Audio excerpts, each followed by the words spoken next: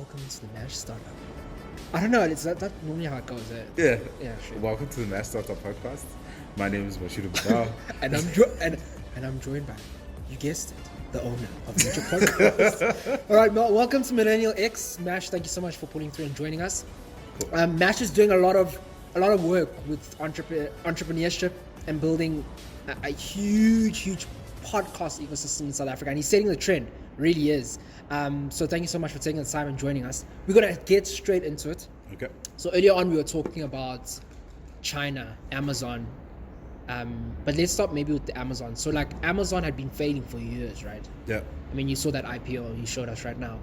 How do we in South Africa? So everyone's on this tip of entrepreneurship, but chances are, or not chances, most entrepreneurships or startups rather fail within the first year. Yeah. When you look at America, when you look at China, they can fail for years and still operate. What are we doing wrong in South Africa? Honestly, we just don't have the patience. And this is patience from like multiple points, right? So this is patience from the perspective of the funding. This is patience from the perspective of the entrepreneur.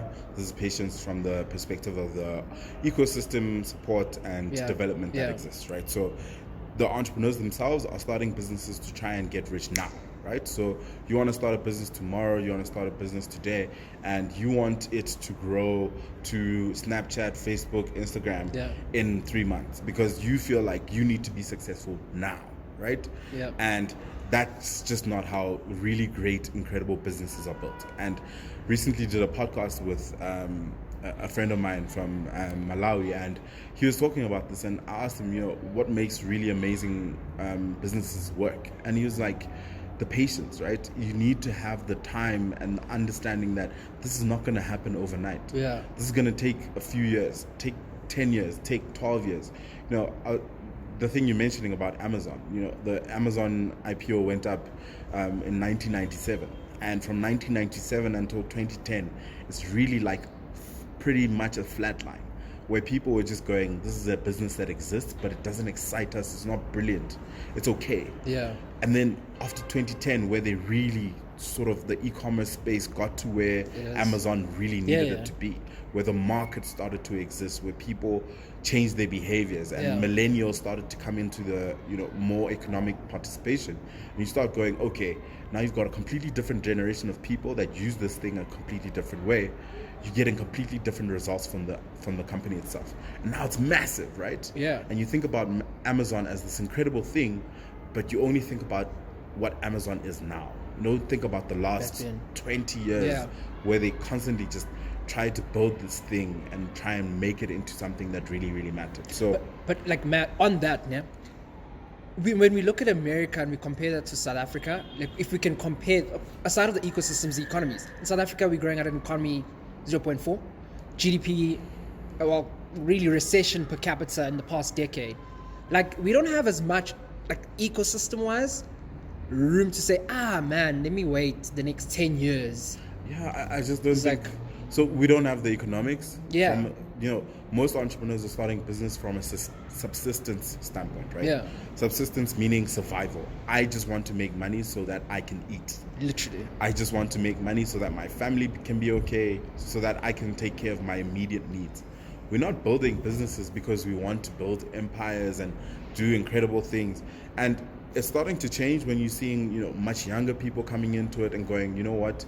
Yes, I've got a subsistence need for it, but I also want to play a long game into building something that matters. Yeah. So you need to balance those two things. So you can't even compare entrepreneurs from Silicon Valley to South Africa because the economies, the challenges, the thinking, the society, everything that fundamentally drives entrepreneurs is very different, right? And it is starting to change. You're seeing a lot more startups that are very centered on, we want to have an impact, we want to build something for the future, and we want to make products that can change the world, which is brilliant. But we still have a majority of entrepreneurs that are starting from a place of, I really want to take care of my immediate needs, my family's needs, and possibly start to hire a few people so I can build something that's stable. So it's not necessarily trying to build a scalable business that's going to be incredible and go on to, this and that list and all of that. It's mainly right now what's driving us is like a need, you innovating from a place of hunger. I just want to survive. Circumstance. So it's really about the patience. The difference in the patience is very big, right? So you're seeing this with the funding as well, where venture capital in Silicon Valley is risk capital, where people are going, we have 10 million that we don't feel that we need to return. Yeah. We just want to experiment and take very big risks. The risk appetite of South African investors and funders is extremely low. Let me hold you on that. So early on you spoke about as well, like you're looking for dumb money. Yeah. So a lot of entrepreneurs in South Africa are like, there's no money.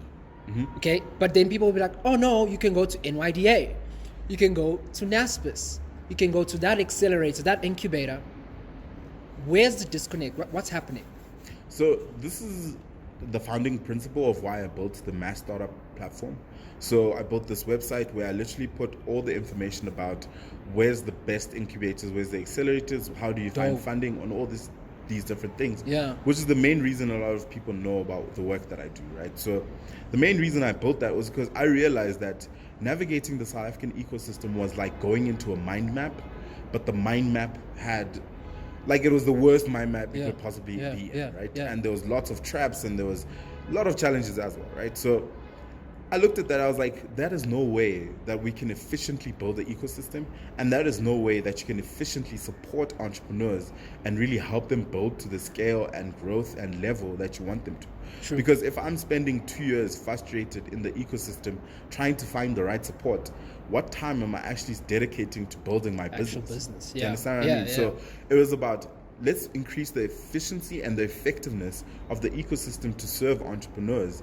Before we start talking about how entrepreneurs are this and that and that, let's make sure they actually know what's available to them. Yeah. So that's where the disconnect is. And I feel like I might have built that, 2 years ago or whatever, but that work still continues today, where I want to still, start to start doing that again, where I'm finding the resources that people need, because the ecosystem changes very fast, right? Quick. Ecosystem changes very fast, and this is from a good and a bad standpoint. How many incubators, workspaces have closed where corporates have disinvested in the entrepreneurship ecosystem because they weren't getting the ROI they wanted? Yeah. So now that changes the landscape of the ecosystem, because now you don't have the 4 or 5 corporates that have ecosystems. Now you have 1, 2. Yeah. Maybe another corporate that's now decided, you know what, now we want to get into the ecosystem. So with these differences and the fluctuations and all of that, there's a need to constantly iterate what the ecosystem is, what's available to entrepreneurs, and how they can explore and really take advantage of the things that are out there. Yeah. Okay, let's break it down now to normal South African high school students, or you know what I mean? Like, I just woke up today, I decided I want to start my own business. Tomorrow I go register. You go through that whole tedious process that you have to go through the Not CI. really, but okay. Okay. Okay. You don't have you to, know what? but okay. But like, that's the okay, cool. You say you don't have to. So what? Because that's a conventional way that a lot of South Africans know, right? It's like, I got an idea. Okay, cool. First thing, I need to register a business. You go on Twitter, you see these guys charging 1,000 Rand just to register your business. You see people retweeting like, now you don't have to do that. Registering is just 200 Rand CIPC. Then you go through that process. And if you're saying, not really, what else can entrepreneurs, young people, old people, what other ways? Just start a business. Yeah. Like, you don't have to register. There doesn't have to be, this. So I think a lot of people put up the red tape because it delays a lot of people. Cool. And the thing is, what you want to do is be able to go into the market with something that you feel is a really great product, find the market for it, and make money from it. That's it. That's starting a business. Yeah. If you register a business and then you do the tax clearance and then you have a BAE certificate and then you do a business plan, you haven't started a business at all. You actually haven't done anything. Yeah. Because technically what you've done is just all the admin for what it means to start a business. Yeah. But you haven't actually started. Yeah. Because when you start a business, you actually have to have a product to sell, a service to give. You sell it to someone, they buy it, and you constantly repeat that and grow that as much as possible by increasing the amount of people you have, the amount of capacity that you can take on, and all those other things, right? So it's not about the registration, right? And we put these barriers up because we think that it makes people feel easy. Like, I feel like that's the first thing people do when they want to pretend that they're starting a business. Like, it's the best and easiest way to say to yourself, you know what, I'm an entrepreneur. Yeah. But like, I get what you're saying, and I completely agree. But then when you get to a point, So, okay, cool. Let's say you don't go the conventional route. You're just like, actually, you know what? I've got a product, things great. Mash would like it, Retender will buy it. Yeah, and after that, maybe I can scale, maybe 10 people, 100. At some point, you're going to have to go through that tedious process, right? You can. But why would you want to spend the money before you even know whether or not this is a business? Got you. Do you get what I mean? Yeah. I think there's a massive side hustle culture in South Africa. And that's mainly because it's just, you can't survive without a side hustle now, True. right? So where the economy is, where how much the corporates are paying their employees, those two differences, the fact that one person that gets a salary in a family will possibly be supported in 5 other people. That's a reality that most South Africans live with, right? So side hustles have become a massive culture. And the thing is, most people that start side hustles don't register them. So you're literally just starting a business to go, I have a product that's super interesting. I'm doing this on weekends, Saturdays, Sundays, and I'm going to try and build this. I'm not trying to scale into, a multinational or a franchise or anything. All I'm trying to do is to make enough money to add onto the income that I have and supplement it so that I can do a lot more. So there's a massive amount of people there that no one's talking about. True. Like that side hustle culture is probably where a lot of the entrepreneurship is actually happening. True. And that's the real that's stuff. the amazing stuff, right? Yeah. And I went to the East Rand, I think it was last week. I was helping my little brother, like he just got his own place for the first time and stuff. Yay. So no one was gonna give him money, right? So he's gotta spend his own money to get things for his place. Got you. And went to Macro and he was gonna buy a bucket for 450. I was like, no ways. I'm not flipping buying this bucket. And then another exactly. There was a lot of you don't know what things cost these days. Yeah. And another cousin of mine was like, no, let's just go to the flea market. I was like, what flea market? We went somewhere it's close to Butcher Park and Don Park, right? Yeah. It's between those two. And it's just this massive field, which is normally just empty. And it's this massive field of traders. There must have been at least 300 stalls where people were selling everything from a mop to a microwave. Hectic. And it was all informal. There's no card machines. There's no business registration. There's none of that. Yeah. The government can't count it. No one is saying, hey, there's entrepreneurship happening there, because it doesn't look the way we want it to. It doesn't have the navy suit. It doesn't have the colorful socks. It doesn't have the brown shoes. I'm not wearing any of that, just because Mash just decided to just go my route. Yeah, but I get what you're saying. But it doesn't look like the entrepreneurship we think. There's the entrepreneurship that's in the PR, and then there's the entrepreneurship that's actually happening. Yeah. And the informal stuff is what I'm super obsessed about right now. Understanding what governs ecosystems like that. Gotcha. Where there's someone selling a mop this side there's a guy. I remember seeing a guy that was selling laptops. It was old laptops from other people, and they were wrapped in that plastic you wrap sandwiches with? What's it called? Cling wrap. Yeah, cling wrap. He wrapped the laptops in cling wrap to make them look new. And I was like, whoa, what the hell's going on here?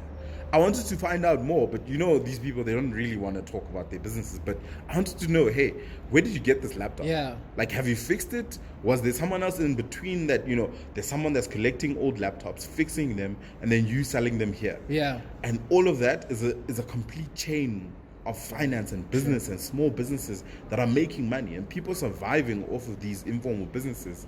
There's all this side hustle stuff that's coming up as well.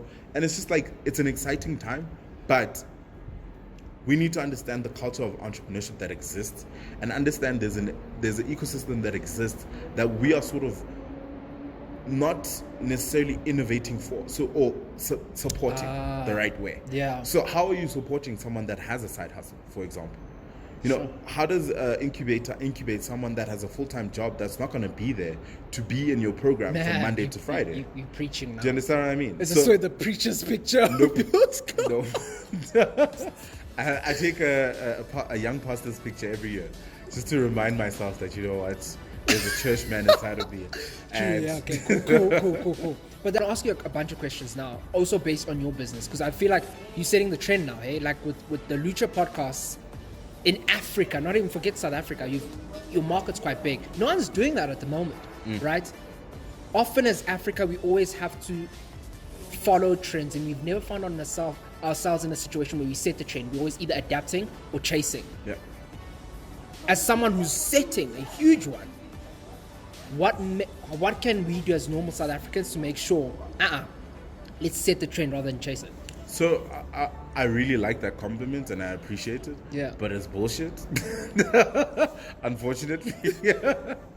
So I didn't start, I'm not a trendsetter. I'm not a innovator. I don't want any of these titles. Got you. I'm honestly an entrepreneur.